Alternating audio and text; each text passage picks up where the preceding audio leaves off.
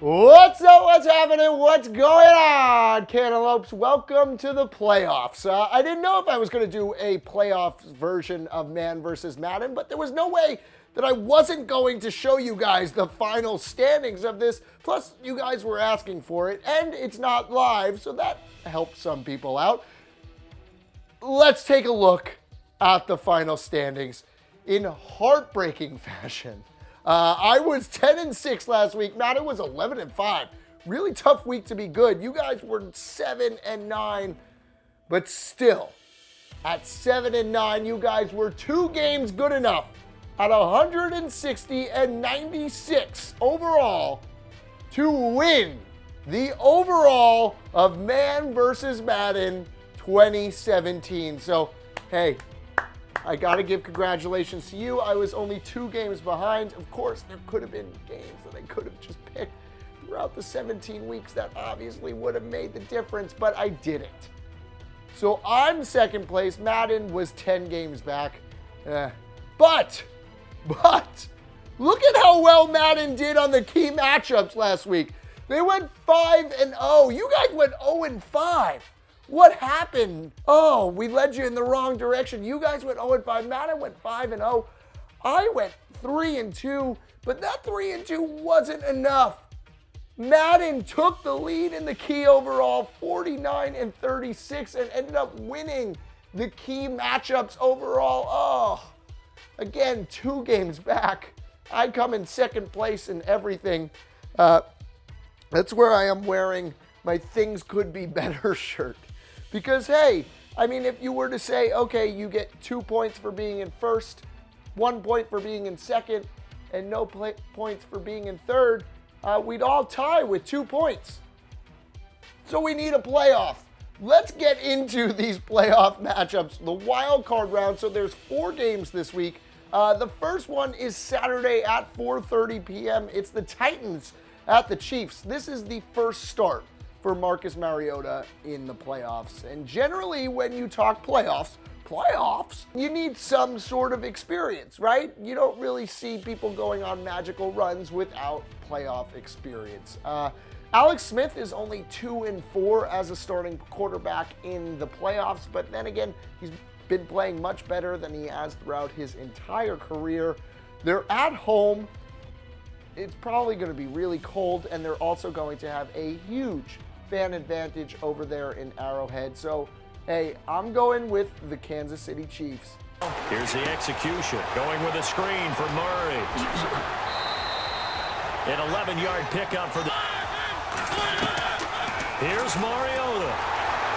And he can't get a throw off. He's taken down. What a huge play at this point in the game. They'll get to the line here, but remember, it's also third down. Now Mariota. And that one drops to the desperation time. Mariota on 4th down.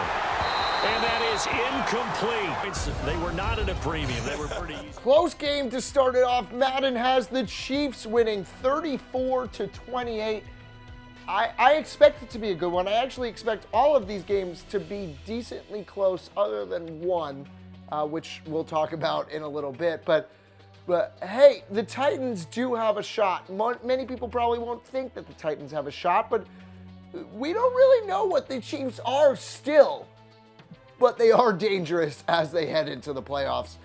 That's why Madden and I both have the Chiefs winning. Now for another Saturday matchup, the Falcons at the Rams. This is at night in Los Angeles. First playoff game in Los Angeles in a very, very long time. So you know that there is going to be quite the crowd and they are going to be quite noisy. That being said, if any team has playoff experience, it was potential Super Bowl contenders in the Atlanta Falcons versus the Rams, who don't have much playoff experience whatsoever. In fact, they've been talking about being nervous for this game and being unable to potentially handle it. That being said, I'm still going to pick the Rams. This should be an offensive battle. A lot of points being scored, and it's ultimately, I think, going to come down to who can score last. And it's probably going to come down to the last play of the game. But I think the Rams are going to be that team that scores last and ultimately ends up moving on to the divisional round. Back to throw. And he can't get a throw away. He's taken down. They'll look to throw. Looking right side, and that's complete to Watkins. And this time he's able to take it down to the 42. They'll wind up with 17 on that one, but they're still a bit short here for fourth. Well, going into the final play of this game, they knew that they needed some type of a miracle. Okay, good. So a disagreement here. The Falcons win this game 37-34. Like I said, it comes down to the last play of the game. This should be probably the best matchup of the... Well, no. I mean, no. This is going to be a good one, but all of these are good ones. All right, so now we're looking at Sunday. It's the Bills at the Jaguars. To me, this is probably the easiest pick of the week, mostly because Shady McCoy is either going to be out or limited because he sprained his ankle. So how good can you expect Shady to really be? And Shady is kind of the Bills' entire offense. And when you're playing a team that has a defense as good as the Jaguars, you're going to need a lot of offensive production. And that's not going to come from anybody other than LaShawn McCoy. So I got to give this one to the Jaguars. They're at home. They're selling teal hamburgers. Ugh, that actually makes me want to pick the Bills. But I'm going with the Jags. They'll try and run for it with Fournette.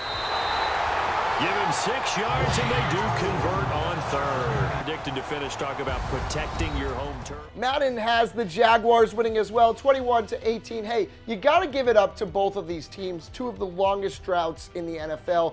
Finally in the playoffs again. Really long time for the Bills. I think 2008 for the Jaguars. Both of these teams deserve it after the way they've played, after the way they've been able to go through obstacles, go through injuries, and still be able to come out on top. The Bills had Nathan Peterman starting, and they're still in the playoffs.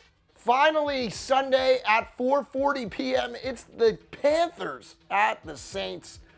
Okay, so this is the third matchup of these teams. The Saints have won both of those games, one by 10 points and then one by like 17 or more points. So I got to give this one to the Saints also, don't I? There's no reason to believe that those two games will be any different than this, especially since the Saints are at home in the Superdome in the playoffs. And like I said, it comes down to experience, and especially in a game like this where there is a lot of tape to be able to watch against these two teams. Who's going to do the best with that tape? It's going to be Drew Brees. I mean, the man has experience in every situation, and he will know how to prepare rightfully in the playoffs. Close out our weekend wild card matchups with a victory for the Saints. They're moving on to the divisional round. On 3rd and long, it's Brees. And he'll be out of bounds, getting it across the 25. They get 15, but they still needed a little bit more. Stewart on the counter. And he'll get it inside the 40 to the 39. Newton going to hand it off to McCaffrey. And they'll be inside the 25 now at the 24. And he got it. The kick is good. In overtime, he's able to split the uprights. We were just treated to an absolute dandy. Madden disagrees. Carolina wins 34-21. All of these games have been so close, according to Madden. I love to see it. Should be a really, really good weekend. Carolina can come out on top. Just because they lost the first two matchups doesn't mean they can lose. Well, they will lose this third. But I think they will. I think they're going to lose. What do you guys think? Let me know in the comments below. I'll be back for divisional matchups next week, and then the championship, and then the Super Bowl. I don't know how I'm going to make full-length videos for it. but I'm going to do it. Until next time, I'm Mike Cantalupo. Thanks for watching.